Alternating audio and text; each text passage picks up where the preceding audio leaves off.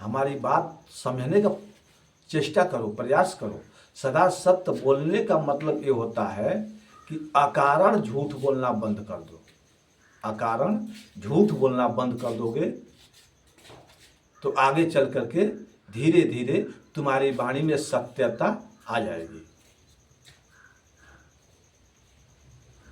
और इधर मिथिला में कोई झूठ का कोई प्रश्न ही नहीं है। जनक जी महाराज झूठ बोलेंगे नहीं। और परशुराम जी बार बार पूछ रहे हैं कि जनक, कौन ऐसा व्यक्ति है कि जो तुम्हारे रहते तुम्हारे राज्य में ऐसा दुस्साहस किया कि भगवान शंकर जी का धनुष का खंड खंड कर दिया? उसका नाम बताओ और जल्दी बताओ।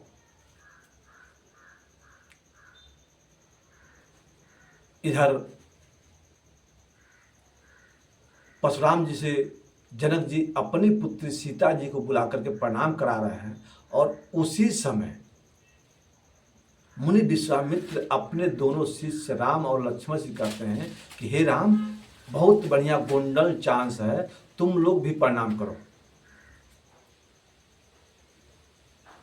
तुम लोग भी प्रणाम करो। और जहाँ राम जी सन्मुख आए तो राम जी के मुखार बिंद को देख करके परशुराम जी हैरान हो गए कि मैं क्या देख रहा हूँ। ये कोई मूर्त का दर्शन कर रहा हूँ, ये कोई मनुष्य का दर्शन कर रहा हूँ, ये किसी शक्ति का दर्शन कर रहा हूँ, मैं क्या देख रहा हूँ। परशुराम जी का मन व्याकुल हो गया।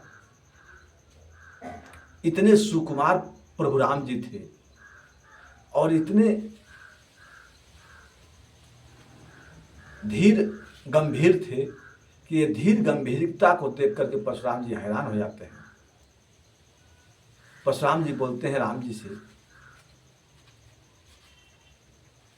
हे बालक, क्या तुम बता सकते हो कि धनुष कौन तोड़ा? अब देखिए, धनुष तोड़ने वाला श्री राम जी परशुराम जी के सन्मुख खड़े हैं, लेकिन उन्हीं से पूछ रहे हैं कि हे बालक, तुम बता सकते हो कि धनुष कौन तोड़ा? इधर राजा थर थर थर थर कांपने लगे जो खड़े थे कि देखो, धनुष तोड़ने वाला सामने खड़ा है, फिर भी मुनि का विश्वास नहीं हो रहा है और उसी से पूछा जा रहा है कि धनुष किसने तोड़ा, तुम बता सकते हो? तो किसी का नाम भी बता सकता है ना। परशुराम जी बोलते, इन्हीं किसी राजा में से एक कोई राजा था क्या जो धनुष को तोड़ा? अब सब राजा थर थर कांपने लगे कि जी तोड़ा है उसी से पूछा जाता है तो वो तो किसी को भी बता सकता है। परंतु राम जी बड़े भाव से कहते हैं कि मुनिवर, आप सुनिए तो सही, क्रोध से नहीं बोध से।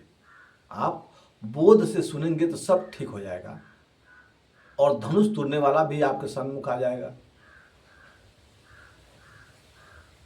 परशुराम जी कहते हैं कि अच्छा, बताना चाहते हो कौन तोड़ा? ठीक है, बताओ बताओ कौन तोड़ा।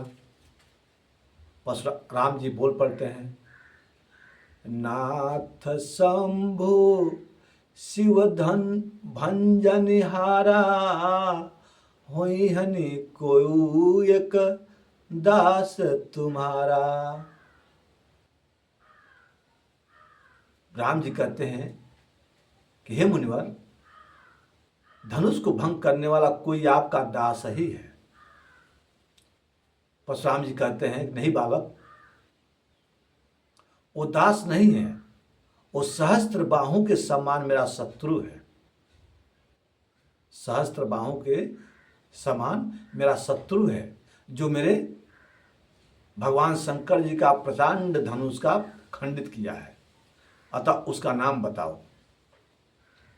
राम जी बोले, बोल तो दिया मुनिवर आपसे, होई कोई एक दास तुम्हारा, यानी एक दास। राजा थर थर कांप रहे हैं और आपस में कह रहे हैं, देखो किसी भी हालत में मरना हम ही लोग को पड़ेगा। जो तोड़ा है उसी से पूछा जा रहा है और वही कह रहा है, होई को एक दास तुम्हारा। ये स्पष्ट नहीं कह रहा है कि हम ही तोड़े हैं, हम ही आपके दास हैं। उसको ऐसा कहना चाहिए था कि मैं ही आपका दास हूं, मैं ही धनुष को तोड़ा। लेकिन ऐसा नहीं बोल रहा है, बोल रहा है कि वही है नहीं कोई एक दास तुम्हारा। परशुराम जी कहते हैं नहीं नहीं, वो दास नहीं है, वो सहस्त्र बाहों के समान शत्रु है, अतः उसका नाम बताओ। राम जी कहते हैं प्रभु, यदि आप क्रोध को हटा करके बोध के दृष्टि से देखें और श्रवण करें तो दास आपके सामने खड़ा हो जा सकते हैं। यह बात सुन सुन करके लक्ष्मण जी अगल बगल, कभी इधर भैया की तरफ, कभी उधर, ऐसे हो रहे थे। और इशारे में लक्ष्मण जी ने भैया से कहा, राम जी से कहा कि हे प्रभु, हे भैया, आपकी लाइन और परशुराम जी की लाइन बिल्कुल अलग अलग है। आपकी लाइन और परशुराम जी की लाइन बिल्कुल अलग अलग है। आप कह रहे हैं होइहन को एक दास तुम्हारा, और ये मुनि बाबा आपकी भाषा समझते ही नहीं है। यदि भैया आपका आदेश मिल जाए तो मेरी लाइन और बाबा जी का लाइन एकदम परफेक्ट मिल रही है। हमारी लाइन और बाबा की लाइन एकदम परफेक्ट मिल रही है। यदि भैया आप आदेश दें तो थोड़ा समय हम भी इनसे बात कर लें। प्रभु राम कौतुक देखने के लिए मुस्कुरा गए और अपने लक्ष्मण जी को संकेत कर दिए, ठीक है, तुम भी कुछ बात करना चाहते हो तो बात कर लो। तब लक्ष्मण जी परशुराम जी के फ्रंट पर आते हैं। जब फ्रंट पर आते हैं,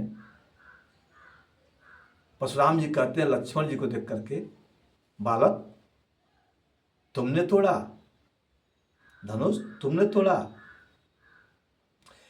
लक्ष्मण जी को देख करके अन्य जो राजा खड़े थे वो सोच पड़े कि हाँ, ये गोरा गोरा जो है ये स्पष्ट बोलेगा, ये स्पष्ट बोलेगा, क्योंकि बहुत तेज तरार दिख रहा है, ये जो भी कुछ कहेगा स्पष्ट बोलेगा। परशुराम जी बोले लक्ष्मण जी से कि बालक धनुष तुमने तोड़ा। परशुराम जी से लक्ष्मण जी बोले कि क्या पहले आप ये बताइए कि धनुष आपका था, धनुष आपका था कि जो उस धनुष के प्रति आप इतने विभोर हो रहे हैं, धनुष आपका था। परशुराम जी बोले नहीं, धनुष मेरा नहीं था। लक्ष्मण जी बोले जो आपका नहीं था तो किसका था? आपका बाप का था। किसका था? आपका बाप का था धनुष। इतना सुन करके परशुराम जी थोड़ा सा आदेश में आते हैं और बोलते हैं, रे रिपु बालक काल बस। बालक, ये फरसा देखा है हमारा, और तुम्हें पता है तुम किससे बात करते हो?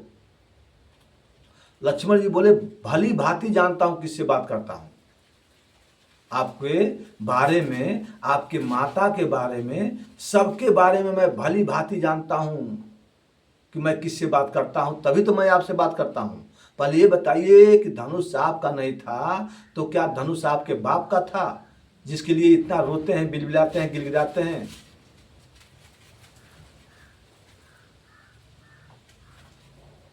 अब परशुराम जी को यह हुआ कि भाई ये क्या बोल रहा है, क्यों बोल रहा है ऐसे?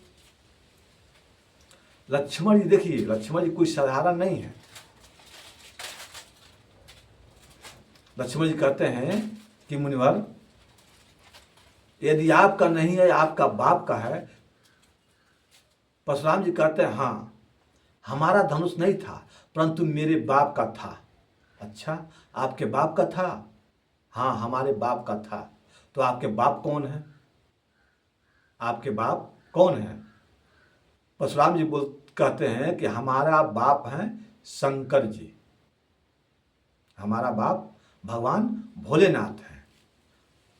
अच्छा, आपके बाप भगवान भोलेनाथ हैं, तो इस धनुष के तुड़वाने में यदि आपका बाप का हाथ हो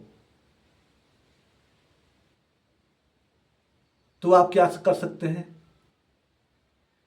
परशुराम जी बोलते हैं मेरे बाप का हाथ कैसे हो सकता है? लक्ष्मण जी बोलते हैं इस धनुष आपके बाप का शंकर जी का है, तो इस धनुष तोड़वाने में शंकर जी का ही हाथ है, और शंकर जी का हाथ है, इसलिए जाइए आप अपने बाप से पूछिए कि हे बाप, इस धनुष को आपने क्यों तोड़वाया? जाइए अपने बाप से पूछिए। जब इस ढंग से बोलने लगे तो परशुराम जी के हाथ में फरसा। जब हाथ में फरसा था और जब फरसा क्रोध में उठाना चाहते थे, आंखें लाल लाल, छाती क्रोध में फटी जा रही है, परंतु हाथ उनका काम करना छोड़ देता है।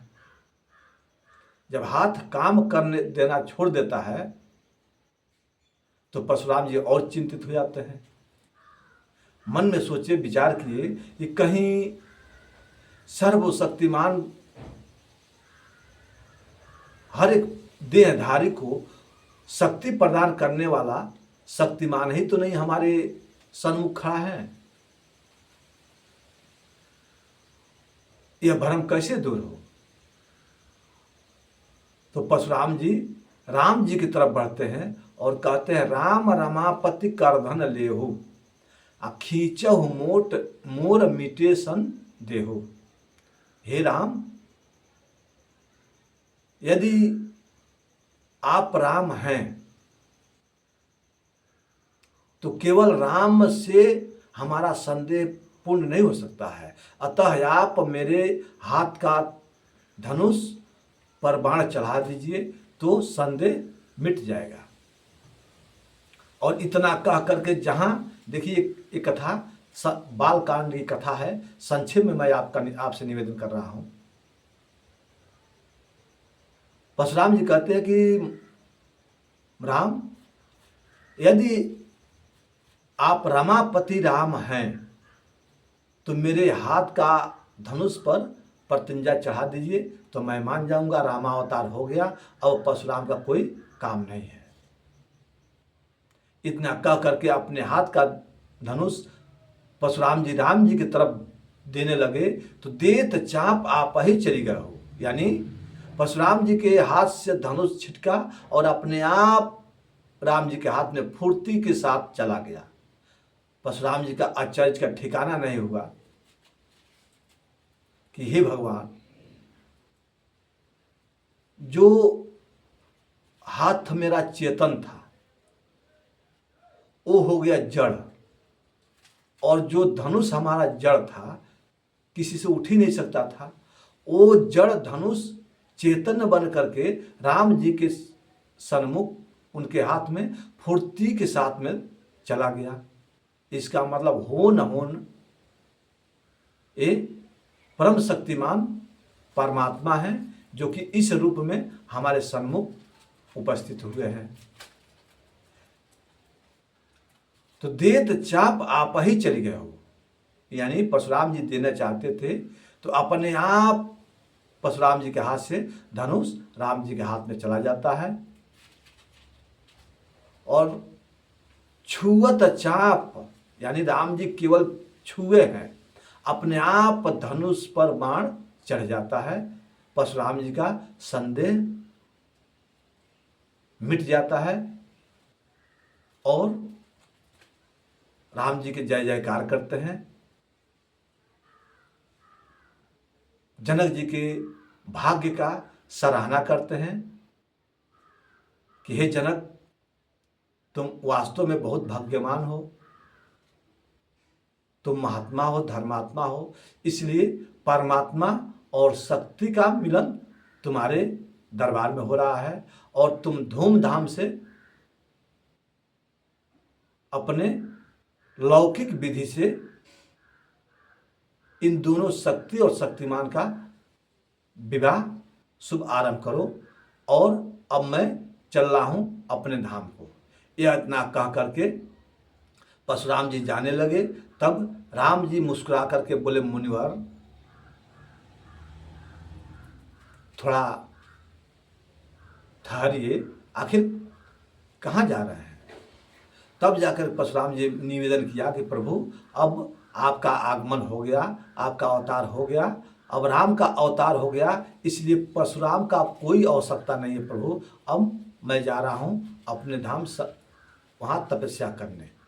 राम जी सुन करके बोले कि मुनिवर, ये धनुष पर बाण जो चढ़ा है ये कोई साधारण बाण नहीं है, और आपके होते, आपके माध्यम से बाण चला है, तो हे सरकार, हे मुनिवर, आखिर इस धनुष को, इस बाण को मैं किधर छोड़ूं, कहाँ छोड़ूं? यह सुन करके प्रभु राम कहते हैं मुनिवर से कि हे मुनिवर, इस बाण को मैं आपका किया हुआ पूरा पुण्य तपस्या भंग करूं, या आपके आने जाने का मार्ग विच्छेद कर दूं? परशुराम जी हाथ जोड़ लेते हैं कि सरकार, ये आने जाने वाला मार्ग हमारा विच्छेद मत कीजिए, क्योंकि जब से मैं अपने गुरु का ये भूमि दक्षिणा रूप में दान दे दिया है, तब से भूमि पर मैं विश्राम नहीं करता, इसलिए आवागमन का मार्ग मुझे मत रोकिए। अतः इस बाण से आप मेरा तपस्या नष्ट कर दीजिए, क्योंकि तपस्या नष्ट होगा, उसके साथ साथ मेरा अहंकार सब जल के भस्म हो जाएंगे, और मैं फिर पुनः तपस्या करके इस जगह आ सकता हूँ। अतः आप इस बाण को पूरब की दिशा में छोड़ दीजिए। यह कह करके प्रभु राम पूरब की दिशा में वो बाण छोड़ते हैं, और दिव्य वरदान के साथ वो बाण छोड़ते हैं कि जहाँ ये बाण गिरेगा, इस बाण के प्रहार से वहाँ एक से एक औषधि के रूप में वृक्ष उत्पन्न होंगे। जितने वहाँ के छोटे बड़े वृक्ष होंगे, घास फूस होंगे, यानी जो भी पत्तियाँ वहाँ से उगेंगी, वो आने वाले कलयुग के प्राणी के लिए औषधियों के काम करेंगी। ऐसा कह आशीर्वाद देकर के प्रभु राम ने वो बाण को पूरब की दिशा छोड़ देते हैं, और उसके बाद से परशुराम जी अपने धाम को प्रस्थान करते हैं। इधर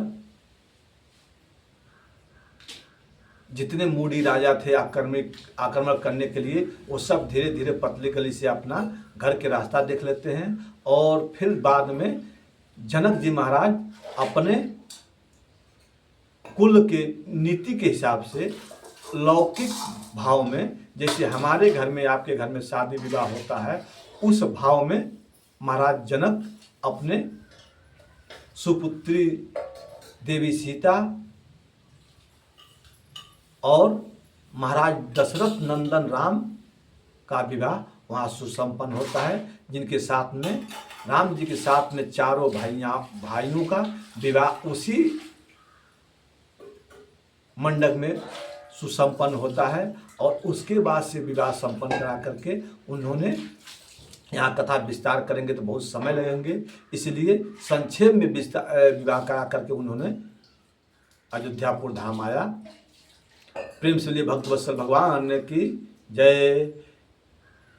अनुराग। तो इस भांति से इस संक्षेप में मैं धनुष भंग का कथा आपसे निवेदन किया। इसमें जो भी त्रुटियां होगी क्षमा कीजिएगा। प्रेम से मुझे भक्त वत्सल भगवान की जय। हो गया।